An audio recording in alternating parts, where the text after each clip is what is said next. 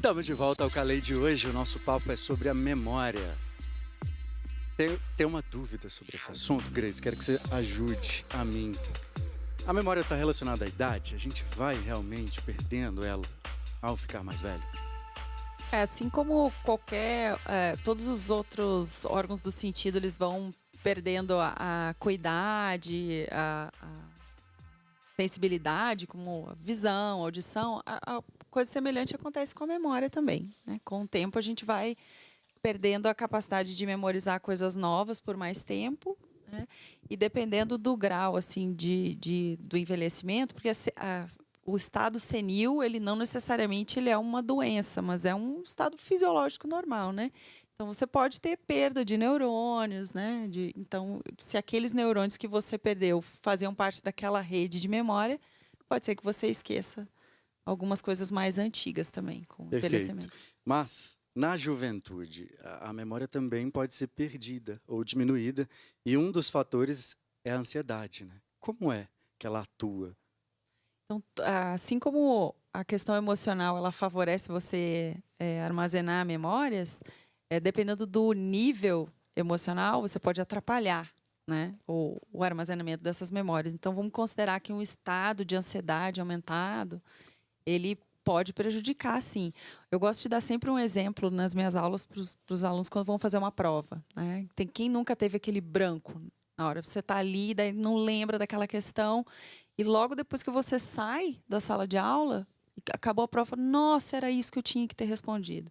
Porque naquele momento que você estava tentando acessar aquela memória, o seu nível de estresse e ansiedade estava tão alto que isso combina com a liberação de hormônios do estresse. E eles atrapalham, né, você ativar esse...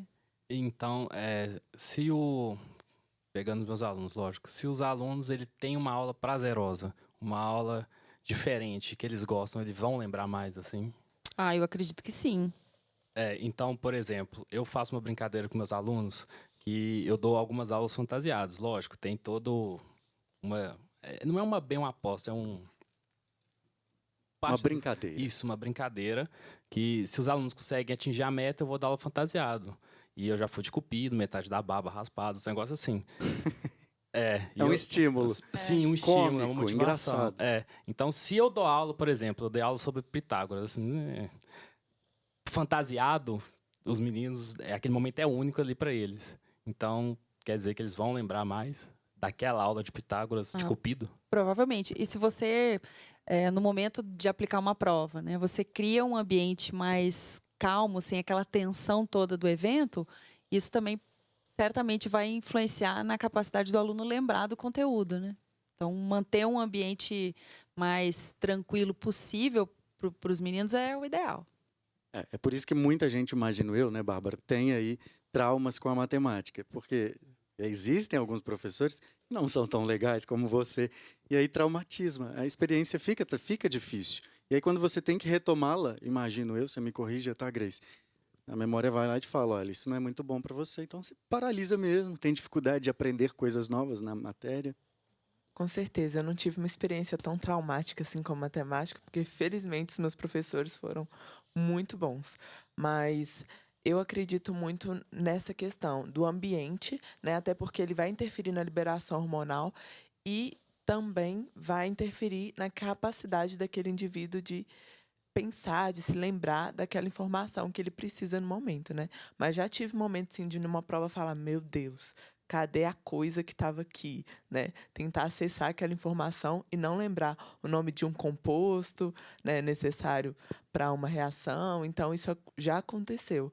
Mas essa questão também é muito tradicional, eu acho, no ensino hoje, de a prova ser um evento triste para o aluno, né? Isso é muito ruim. E eu gosto de estudar, mas são inúmeras pessoas que não gostam de estudar exatamente por causa desse ambiente de pressão, de sufoco que o aluno ele sente, né? Certamente a nossa educação precisa melhorar muito, né? Ela é da mesma forma do que era feito há séculos passados. Bom, como que a gente diferencia, Grace, a falta de atenção, que pode aí levar a gente a não saber uma coisa, não é nem não lembrar, né? Da perda de memória. tem uma linha bem tênue entre você... Porque muitas das coisas que a gente aprende é preciso eu ter um grau de atenção para determinados elementos daquela situação que eu estou vivendo, né? Então, se você tem um problema de atenção, seja momentânea ou seja mais patológica, né? Tem casos patológicos de déficit de atenção, isso vai impactar na memória porque você não... Na verdade, você não formou um traço, entendeu? Você não prestou atenção suficiente naqueles elementos para que aquilo ficasse gravado na sua memória, né? Então, é algo bastante interessante essa questão da atenção. Sim, tá bem relacionada, né? Bárbara, a gente falou no bloco passado sobre alimentos que são benéficos, né, para a memória. E aí eu deixei no ar a questão sobre a dieta vegetariana ou vegana. Como é? A pessoa ela precisa reforçar alguns alimentos? Sim, com uma mudança, uma restrição alimentar, como tanto as pessoas que às vezes restringem outros alimentos além da carne, como glúten, lactose, elas precisam ter um pouco de atenção na deficiência de algumas vitaminas e minerais, né? No caso da dieta vegana, por exemplo, ou vegetariana, a pessoa vai abrir mão, por exemplo, dos peixes, né, que são uma excelente fonte de ômega 3.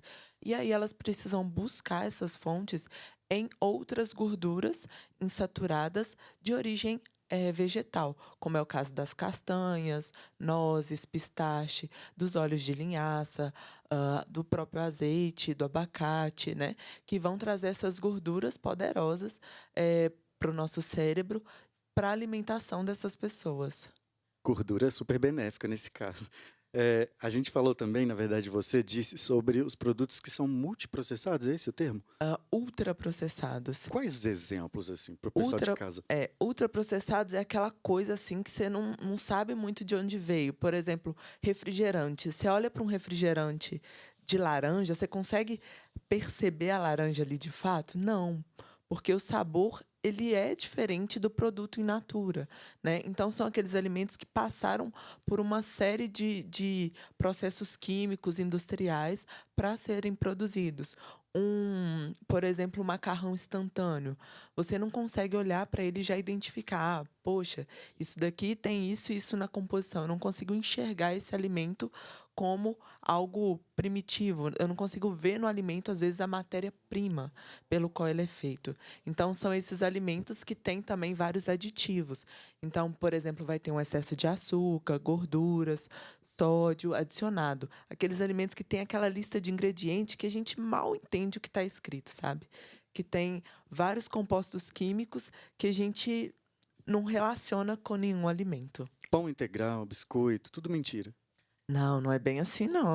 Ufa, melhorou. Não vamos Né? surtar ainda. Jéssica, Ó, eu amo refrigerante. Isso é muito triste, sabe? Porque eu tô tentando desvencilhar, mas não consigo. Eu, desde pequeno, sou acostumada a comer, tomar, no caso, refrigerante, mas comer biscoito. Biscoito é um trem muito bom também, né? e o recheado, E é então? tudo Acabou. ruim pra gente, né? Assim, Pois é, ele vai te alimentar naquele momento, ou seja, a fome passa, mas o seu corpo não vai estar bem nutrido, entendeu? Então, se você quer ter uma memória legal, por exemplo, eu acho que vale a pena, por exemplo, trocar o refrigerante por um suco natural, por uma água de coco, que vai estar ali recheado de vitaminas e minerais que vão fazer a sua fome passar, mas vão deixar o seu corpo com os nutrientes que ele precisa, funcionando como uma máquina perfeita. estão vendo aí em casa, ó, todo mundo seguindo a moça aqui, ó. Ou pelo menos dosar, né? Exato. Eu, falando por mim, Grace concordou.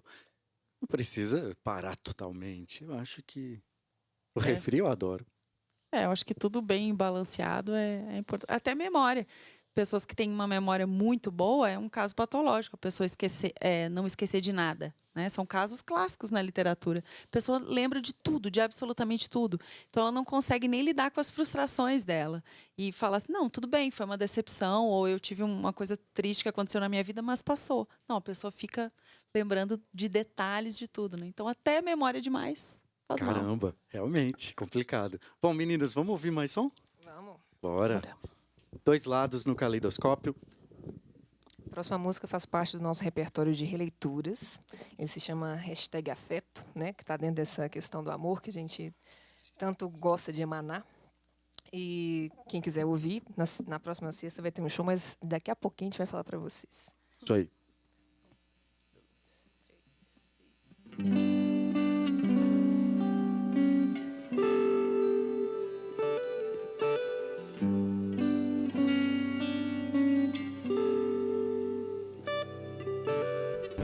Estranho seria se eu não me apaixonasse por você. O sal viria doce para os novos lábios.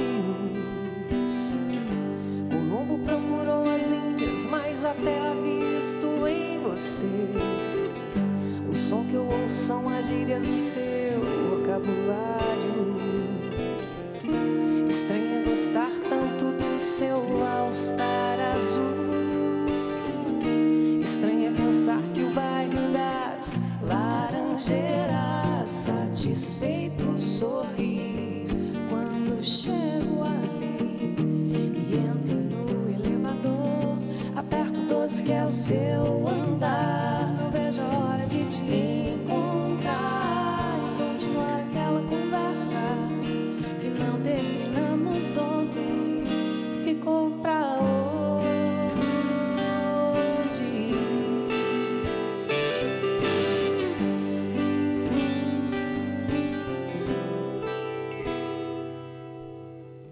Estranho, mas já me sinto como um velho amigo seu. Seu all-star azul combina com meu preto. Diga no alto se o homem já pisou na lua, como ainda seu endereço. O tom que eu canto as minhas músicas pra tua voz parece exato. Estranho é gostar tanto do seu all-star azul. Estranho é pensar que o bairro das Laranjeiras satisfeito sorri quando chego ali e entro no elevador. Aperto 12 que é o seu andar. Não vejo a hora de te encontrar e continuar aquela